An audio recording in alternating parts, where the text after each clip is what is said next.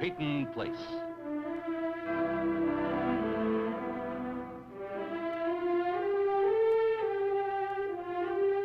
Starring Dorothy Malone as Constance Mackenzie, Warner Anderson as Matthew Swain, Ed Nelson as Michael Rossi, and Mia Farrow as Allison Mackenzie.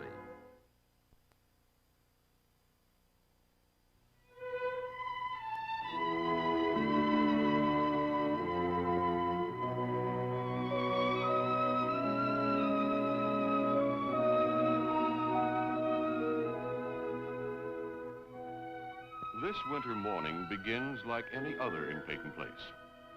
But in the hours to come, a number of dramatic events will occur, and various lives will be altered by them for better or for worse.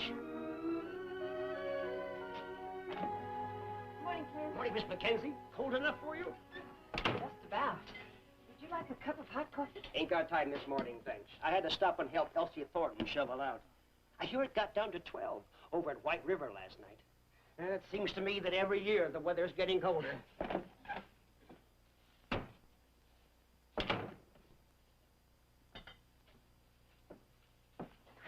Morning, Connie. Oh, good morning, Julie. The coffee's hot and the bacon and eggs are coming up. I think I'll just have a cup of coffee this morning. You know, you don't have to leave, Julie. Allison and I have loved having you here. Well, you and Allison have been very kind to me. You know, I'll never be able to thank you for it. Have you thought about what you'll do? Oh, yes, I've done some bookkeeping. I do have to find a job. Oh, you won't be going back to the mill? I can't. I mean, George thinks that Leslie's responsible for everything that happened. I just wish Betty would call again, that's all. Oh, you'll hear from her. You'll see, after she gets settled. It's just not knowing where she is. New York is so big. If I told her she was all right, Connie. If she were sick or in trouble, you'd hear from her. And you know that. Mother, I'm stuck. You see what I mean?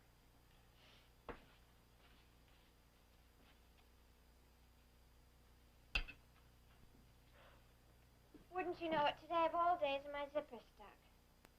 You look lovely, Allison. What, with a stuck zipper? And it's brand new, too. Do you really think I look all right? Oh, you look more than all right. What does that mean, more than all right? What? Like a college girl. I think this is the day that mothers are supposed to cry. Not till next September. Well, don't rip it. Now, I won't if you stop fidgeting now. May I help? Yes. Hi, Mrs. Anderson.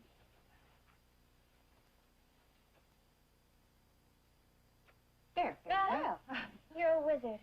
And you're a very pretty girl, Alice. Do you really think so? Yes, I'm lucky, too. Your first day in college? No wonder you're excited. Well, it isn't really my first day. I'm just going to go see my advisor and sign up for special classes. She'll still graduate with her own high school class in June. You're not leaving. Our house guest is determined to go. Must you? Yes. Yes, I must.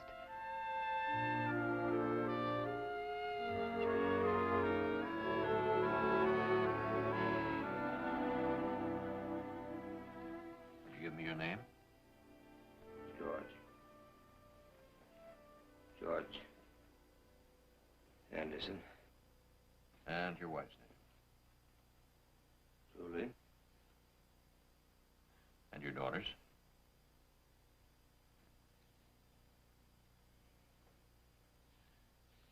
Your occupation, Mr. Anderson? Salesman. You know where you are now? Hospital. How long have you been here? Not long. Do you have children?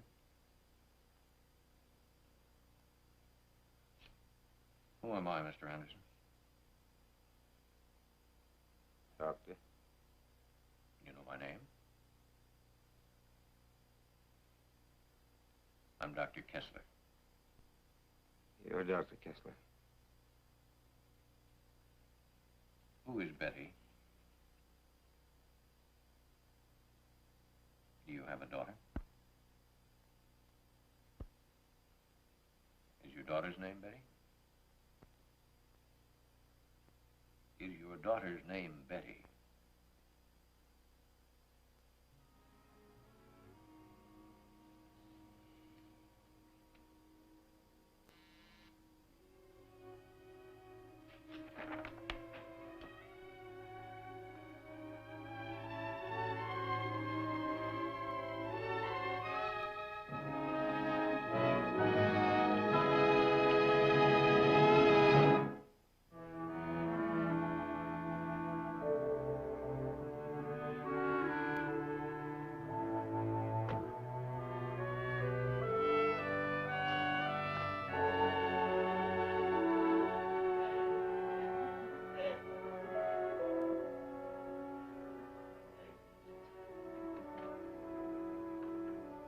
Julie?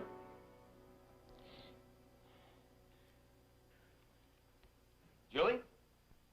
Oh, hi. I called you over at Connie's, and she told me you'd come home. Won't you come in, Doctor? Yes, thank you. I can't stay too long. I just came over to tell you that George is making some progress.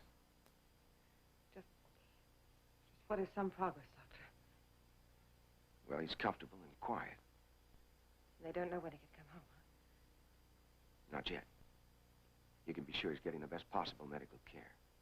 I see. The house is so empty. Betty gone and George. What's left?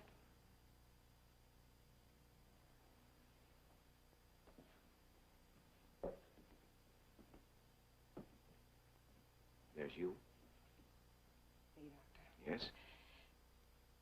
Before you rang the bell, I couldn't even go upstairs and unpack, Doctor. I was used to have so much to do. There was George and there was Betty. There was my work with Mr. Harrington. I was kept so busy.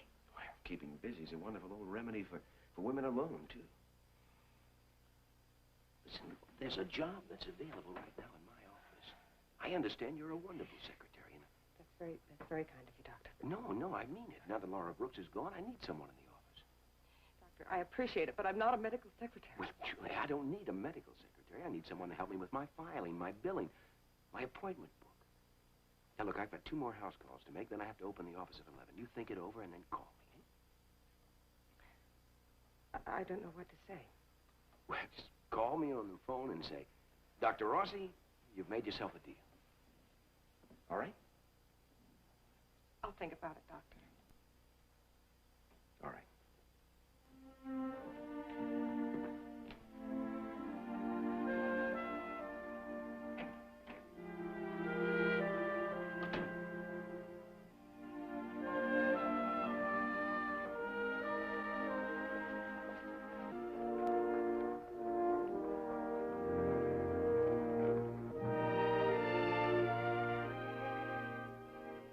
Any questions? Thousands. I just can't think of any at the moment. Well, be of stout heart, Miss Mackenzie. Confusion, too, shall pass. How'd you get ahead of your class in high school? I went to summer school. Are you happy about it? This enrichment course is fairly new, you know. Letting high school students take college-level work. Well, I'll still graduate with my class. You want some advice? Yes, please. I need all I can get. Well, entering at mid-year this way, taking college work while you're technically still in high school, sometimes you'll feel like a fish out of water. I'm beginning to feel that way already. Well, don't. You're here because you're bright. Stay that way. I'll try. Tell me something, Miss Mackenzie. Yes, sir. Oh, I've asked new students the same question for years, and sometimes, once in a blue moon, the answer surprises me. What do you want to learn in college? Just like that. Just like that. Well, I want to learn a lot of things. But I think it's not only the knowledge. It's learning what to do with it.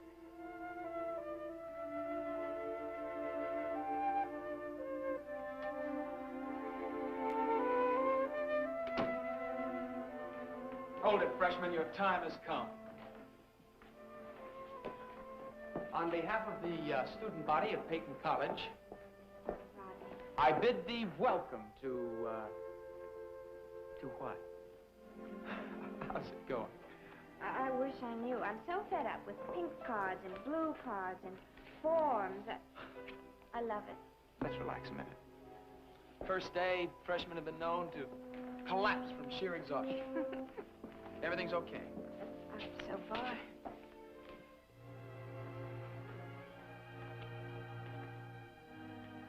You're staring.